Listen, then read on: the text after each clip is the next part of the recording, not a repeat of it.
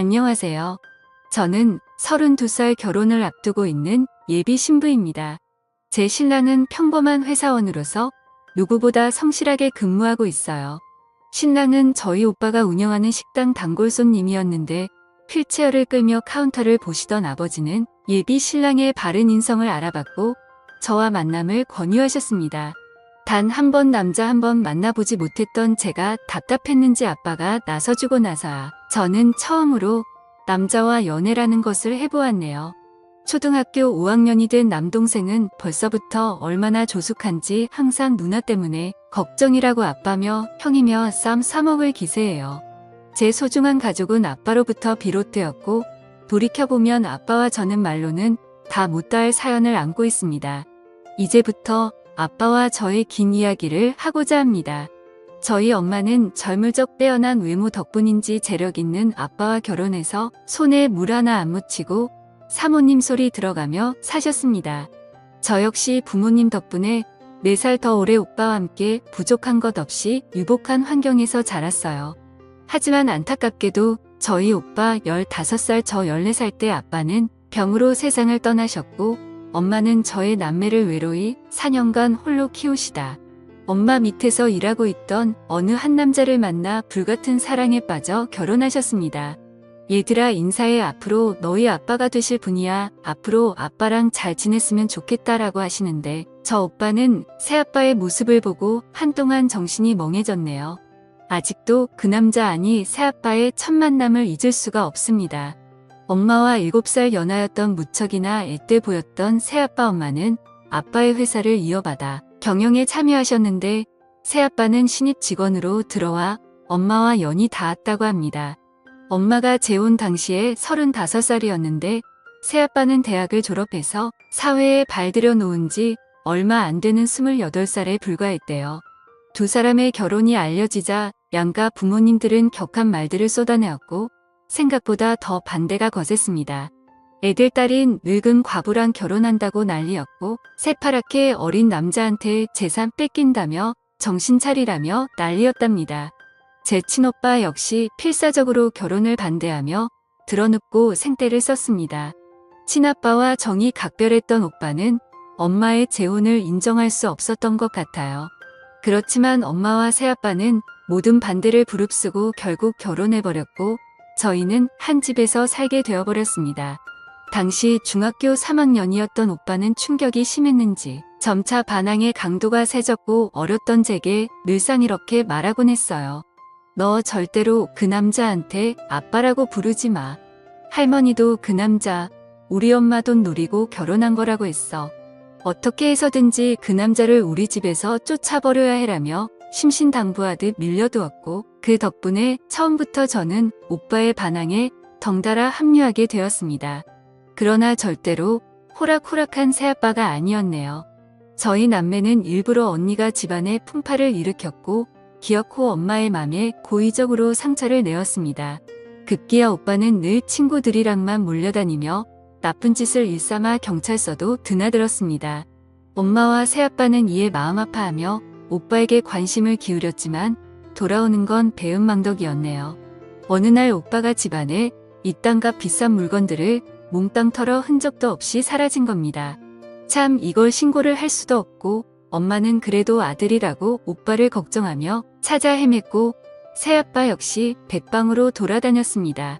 아빠가 이렇게 나으니 주변 새아빠의 어머니는 저희 엄마를 몰아세우며 소매 걷어붙이시고는 아니 어디서 그런 자식 같지 않은 것을 달고 시집아 멀쩡한 사람 인생을 망치려 들어 더 이상 우리 아들 신세 망치는 꼴 못 보겠으니 아들과 절연을 하던지 아니면 이 남편과 이혼을 하던지 택해라며 선택을 종용하셨습니다. 그렇지만 아빠는 꿋꿋하게 그런 친인척들에게 철저하게 가족 일에 상관하지 말라고 했고 오빠를 끝까지 포기하지 않으며 저희 가족 곁에서 머무셨네요.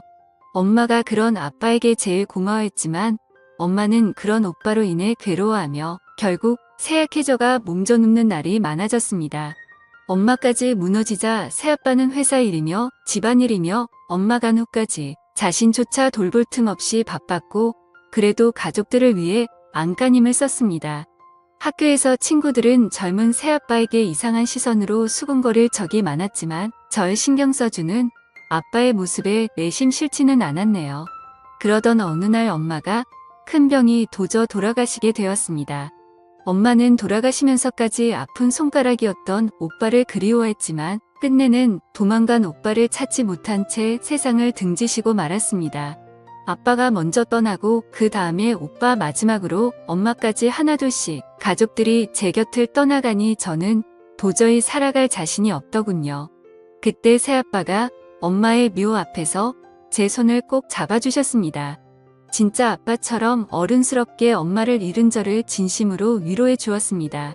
그렇지만 새아빠 역시 어둠이 온 세상을 가려버릴 저 엄마 앞에서 괴로움을 토로하며 통곡을 하던 모습이 떠오르네요.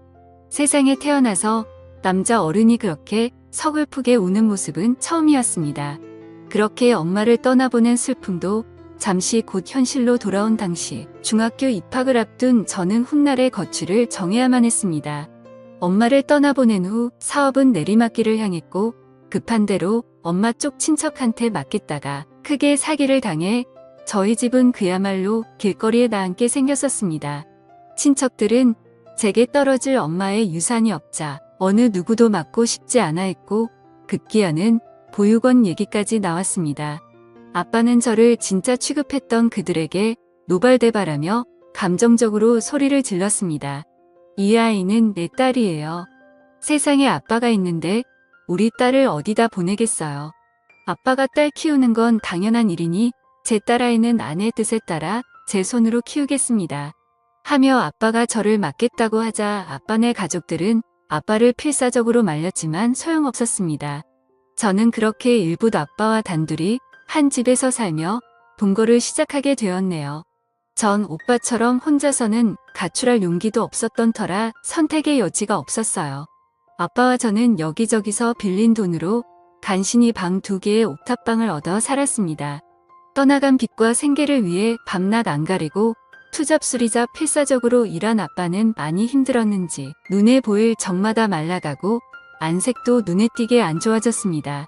그 와중에도 새아빠는 제게 힘들다는 말 찡그린 표정 한번 내비친 적이 없었어요. 늘 제 앞에서는 웃는 얼굴로 출근하기 전 항상 아침을 차려놓았고 저는 아빠 덕분에 학창시절 내내 아침을 거른 적이 거의 없게 되었습니다. 아침마다 메모장에 사랑해 우리 딸 오늘도 아빠랑 행복하자라는 사랑스러운 메시지도 꼭 잊지 않고 써주었네요. 아빠의 노력 덕분에 마음을 열기 시작했고 저희는 서로를 위해주며 꽤 잘 지내는 부녀 사이가 되었습니다.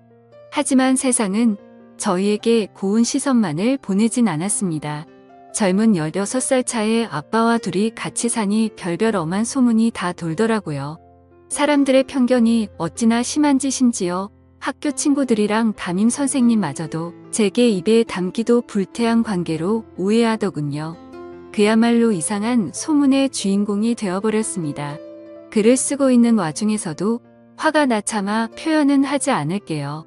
그러던 중 다행스럽게도 저희한테 사기친 친척 사기꾼이 잡혔고 그나마 빚의 일부분을 덜 수 있어 살아갈 수 있게 되었네요.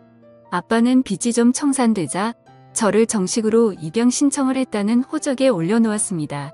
법적인 서류가 참 뭔지 제가 진짜로 아빠의 친딸로서 인정받은 기분이더군요. 덕분에 조금 집안이 안정되자 아빠는 저를 위해 신경을 써줬고 제게 관심을 기울여 주었습니다. 그러다 어떤 여자가 아빠를 향해 사랑의 큐피드를 날리기 시작했는데 바로 제가 다니고 있던 학원 선생님이었어요. 사실 그간 전부 훈남인 아빠에게 대시한 여자가 한둘이 아니었지만 삶이 고단했고 저라는 책임감을 달고 살았던 아빠는 모두 다 거절했던 터였습니다. 하지만 이번에는 좀 달랐어요. 학원 선생님은 아빠에게 끈질기게 대시했고 제게도 협조를 구했습니다. 결국 아빠는 선생님을 받아들였고 엄마와의 결혼과는 다르게 만인의 축복 속에서 환영받는 결혼식을 했네요. 엄마 돌아가신 후 5년 후였고 제 나이 18살 고이였네요. 아빠가 엄마가 아닌 다른 여자랑 결혼을 한다고 생각하니 마음이 답답하고 씁쓸하더라고요. 저는 아빠의 결혼이 결정됐을 적부터 단 하루도 마음 편하게 잔 적이 없었습니다. 하지만 제가 아빠 친딸도 아니고 엄마의 결혼대처럼 반대할 권리는 없었으니 뜻에 따르는 수밖에예요. 머지않아 아빠는 선생님과 결혼했고 새엄마가 된 선생님은 얼마 지나지 않아 제 동생을 갖게 되었습니다. 아빠도 자기 핏줄을 갖게 되니 좋았는지 새엄마에게 더할 나위 없는 다정함과 자상함으로 보답하더군요. 저는 이방인이라는 자격지심에 그 모습을 보기가 힘들었습니다. 새엄마 역시 아닌 척했지만 친딸이 아닌 제가 신경 쓰였던지 문득문득 저를 경계하며 질투했고 본격적으로 철풀대하기 시작했습니다. 나 임산부이니 이제부터 네가 집안일 좀 해라. 용돈은 줄일 테니 부족하면 네가 알아서 벌어다 써. 요즘 10대들도 알바하면서 자기 앞다리는 다 한다더라. 얹혀 사는 주제에 그런 염치 정도는 있어야겠지? 라고 하는데 참 기가 막히고 어이없더군요. 아빠의 마음을 얻으려 할 땐 그렇게 제게 간인을 쓸개며 다 내어줄 것처럼 굴더니 막상 아빠와 이뤄지니 입싹 씻더라고요. 하지만 굳이 아빠한테 그 여자 만행을 구애바치진 않았어도 여우 같은 구석이 있었던 아빠는 그 여자 속내를 이미 환하게 뚫어보고 있더라고요. 어느 날 밥상머리 앞에서 새엄마에게 통쾌한 사이다를 날렸네요. 뱃속 우리 아가도 나중에 학교 보내면 아르바이트나 시킬까? 요즘 10대들도 알바하면서 다 헛가림 한다잖아. 자식도 따지고 보면 나중에 우리 품 떠날 건데 얹혀 사는 게 맞긴 맞지? 라고 댓글을 해주니 새엄마 얼굴이 울크나 불그락해지며 저를 노려보더라고요. 아빠는 든든한 제 편이 맞았습니다. 제 이방인으로서의 소외감은 아빠가 제 마음을 헤아려주는 것만으로 위로가 되었습니다. 허나 그러던 와중에 운명을 송두리째 바꿔놓는 사건이 터지고 말았어요. 매일 사라졌던 오빠가 장장 몇 년 만에 저희 앞에 모습을 드러낸 겁니다. 20대가 되어버린 오빠의 모습은 참 낯설기만 했어요. 집을 나가 있는 동안 무슨 일이 있었던 건지 온몸에는 상처투성로 휘황찬란한 그림이 그려져 있더군요. 겁을 먹은 저를 보자 건들거리며 제 멱살을 붙잡고 드립다 욕부터 쏟아냈습니다. 나쁜 기집애 돌아가신 엄마 아빠 배신하고 저딴 사람이랑 부대끼며 사니까 좋냐? 이제는 그 부인하고 애까지 있는 마당에 붙어 살고 싶어. 하늘에 계신 엄마 아빠 보기 부끄럽지도 않냐? 라며 입에 담지도 못할 험한 욕설을 하며 다짜고짜 손을 올리고 절 아프게 하려고 하자. 새아빠가 오빠를 다급히 말리며 절 지키려고 앞으로 막아서더군요. 우리 그래도 가족끼리 이러진 말자. 우리 딸은 아무 잘못 없어. 다 내가 저질러 놓은 일이니 나한테 책임을 돌려. 오빠가 그 앞에 대고 기가 찬 듯 새아빠를 향해 비꼬더군요. 웃기고도 있네. 됐고 우리 엄마가 남긴 그 많은 재산이나 어디 좀 구경해봅시다. 아들로서 정당하게 내 목 챙기러 왔으니까 피차 엄하게 나오지 말고 좀 챙겨주시오. 다고 얘기하자 아빠는 고개를 저으며 오빠에게 사정하듯 말했습니다. 미안하다. 회사가 망하고 사기까지 당해서 빚밖에 남은 게 없다. 만약 돈이 있었으면 우리가 지금처럼 옥탑방에서 살겠니? 우리 형편 좀 봐주고 나중에 아빠가 내가 돈 많이 벌면 그 사람의 아들인 널 절대 외난하진 않을 거야. 너도 내 딸처럼 내 아들이니까. 막상 요구한 돈이 안 나오자 오빠는 인상을 찌푸리며 험해지기 시작하더이다. 아빠를 툭툭 건드리며 밀치는데 그런 오빠 모습이 너무 무섭고 겁이 났어요.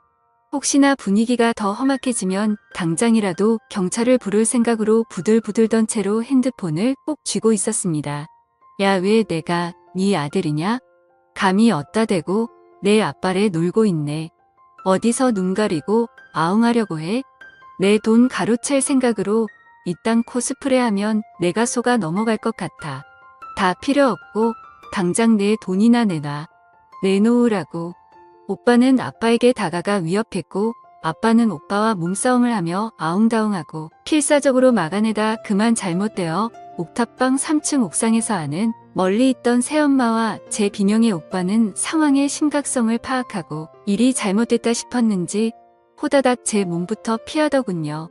저는 급한 마음에 아래층으로 내려와 얼른 아빠의 상태를 확인했고 아빠는 정신을 잃은 상태로 쓰러져 있었습니다. 저는 아빠의 의식이 없다는 걸 깨닫고 덜덜 떨리는 손으로 119를 불렀고 아빠는 병원으로 이송되어 뇌타박상 및 뇌출혈로 인한 수술 끝에 중환자실에 입원하게 되었습니다.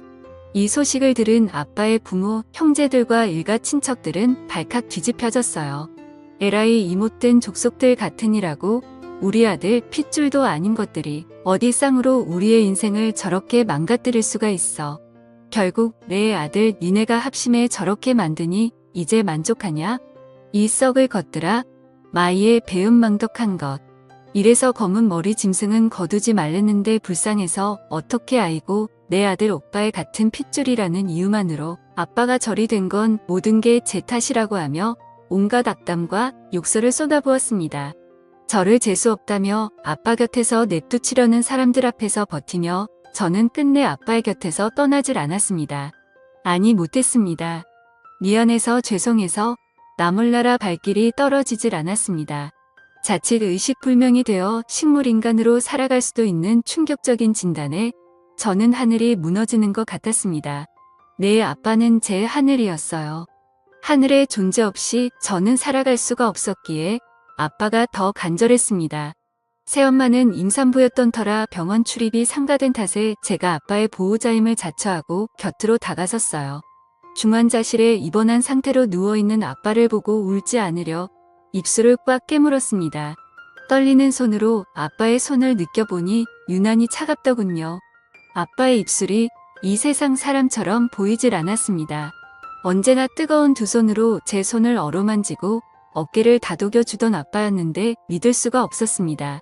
제게 늘 환한 웃음으로 맞아주던 든든한 제 편이었던 우리 아빠.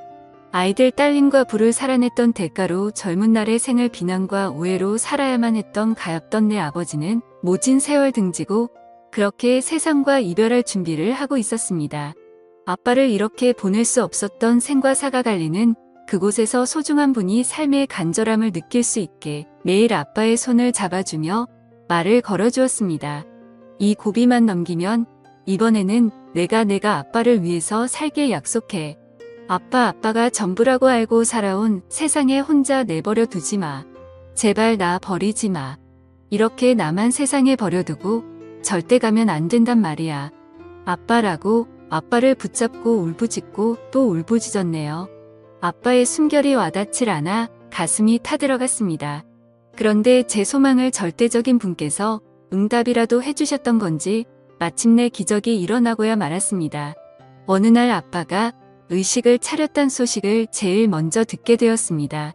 저는 한순간 지옥에서 천국으로 들어섰고 가슴이 벅차오르는 기쁨에 아빠에게 다가섰습니다. 의식을 회복한 아빠는 며칠 후 일반 병동으로 옮겼고 빠른 회복 속도를 보여갔습니다. 그러나 절대적인 그분은 야속하게도 모든 걸 다 내어주진 않더군요. 제 기도가 부족했던 건지 후유장애로 인한 팔다리 마비가 발생하게 되어버렸대요. 아빠는 재활 전문 병원으로 전원하였고 2년 정도를 재활치료에 힘썼으나 호전없이 팔다리 마비가 잔전하는 상태가 계속되어 버렸습니다. 막대한 치료비는 다행히 보험을 들어나서 영구적 후유장애를 인정받아 보험금을 지급받을 수 있었지만 모자른 금액은 또 다시 빚을 지게 되어 치료비로 사용하게 되었네요. 제가 한심하게도 아빠를 돌보는 모습을 보고 아빠의 가족들은 어느새 제게 조금씩 마음을 열기 시작했습니다. 제게 힘내라는 말도 해주고 제가 피곤할까봐 싶어 교대로 병간호를 하자는 아빠의 형제들도 있었습니다. 말이라도 고마웠고 그걸로 전 이미 충분했네요. 아빠의 병간호로 인해 학교를 빠지는 시간이 많아져 저는 부득이하게 학교를 그만두고 아빠의 곁에서 시간을 함께 보냈습니다. 아빠는 제가 학업을 중단했다는 소식에 마음 아파했지만 아빠가 제 곁에 있어준 마당에 그가 학업은 아무래도 상관없었습니다. 그 사이 새엄마에게서 제 동생이 태어났고 저는 새 생명을 제 가족으로 맞게 되었네요. 아빠는 아들을 보며 뜨거운 눈물을 흘리더군요. 저와 새엄마 역시 우리 가족 모두 부둥켜 안고 얼마나 울었는지 모릅니다. 새엄마는 본격적으로 나가서 경제활동을 시작하였고 전 동생과 아빠를 돌보며 그렇게 정신없는 하루하루를 살았어요. 그러던 찰나 오빠가 경찰에 검거되었다는 소식을 듣게 되었습니다. 저는 아빠와 함께 오빠를 만나기 위해 경찰서로 갔어요. 오빠는 다행히 짐승이 아닌 인간이었는지 아빠의 상태를 보고 한순간 말을 못 잇다가 이내 무릎을 꿇고 삐뚤게 나갔던 게 이럴 줄은 몰랐어요. 제가 저지른 죄에 대가 다 받을게요. 잘못했어요. 라고 아빠 앞에서 진심으로 죄를 뉘우치는 것 같았습니다. 하지만 아빠는 이미 이렇게 되어버렸고 아빠를 이렇게 만든 오빠를 이제는 제가 용서할 수가 없었어요. 오빠에게 달려들어 모진 말들을 쏟아내려 했지만 아빠가 말리시더군요. 힘들게 팔을 올리시며 오빠에게 손을 내미시는 아빠. 바락바락 대드는 모습이 더 우리 아들 같은데 우는 모습은 너에게 안 어울려. 내가 중심을 잘못 잡아서 떨어진 내 실수였는데 왜 네가 죄책감을 가져. 자식이고 부모인데 용서하고 말게 어딨어. 괜찮으니 마음 쓰지 마 하셨는데 오빠는 그 말에 또 무너지더군요. 어쩌면 이것이 아빠의 진정한 복수라면 복수였네요. 그것 때문에 오빠는 죄책감에 사는 게 힘들어 보였으니까요. 오빠는 아빠의 선처로 인해 가벼운 형을 받게 되었고 오빠는 아무리 아빠가 용서했다고 해도 훈련스러움에 마음을 잡을 길이 없었는지 군대 입대를 준비해 들어갔습니다. 건강하게 잘 다녀와라. 아빠가 기다릴게. 아빠가 그리 얘기를 하자 오빠는 처음으로 아빠에게 미소를 지어 보였네요. 아빠는 재활 훈련 끝에 그나마 팔과 손가락은 어느 정도 사용할 수 있게 되었습니다. 휠체어에 앉은 상태로 행여 저 힘들까봐 불편한 몸으로 제게 부담 주지 않게 노력하셨습니다. 아빠가 어느 정도 몸을 회복하자 저 역시 생활 전선에 뛰어들어 일을 했고 열심히 돈을 벌었네요. 몇 년 후에 제대한 오빠까지 경제활동에 뛰어들자 돈은 금세 모였고 조금씩 좋은 집으로 넓혀서 이사를 다녔습니다. 그리고 세월은 유수처럼 흘러 제가 좋은 사람을 만나 어느새 이기 신부가 되었네요. 원래 올해 결혼식을 올릴 예정이었는데 상황이 상황인지라 부득이하게 내년으로 미루게 되었어요. 근데 아빠는 벌써부터 긴장하고 계세요. 툭 하면 제 손을 잡고 들어가는 예행 연습을 하자고 하시는데 그 모습을 보며 식구들은 아빠를 놀리기 일쑤였네요. 그렇게 저희는 조금은 특별한 가족 형태로 살아왔지만 소중한 가족이라는 것만큼은 다 같은 마음이라 생각합니다. 사실 아버지가 이런 모습으로 거듭나기까지 말로는 다 못다 할 일들이 더 많지만 너무 길어질 것 같아 이쯤에서 줄이겠습니다. 어릴 적부터 저를 안아주시고 품어주셨던 우리 아버지 진심으로 사랑합니다.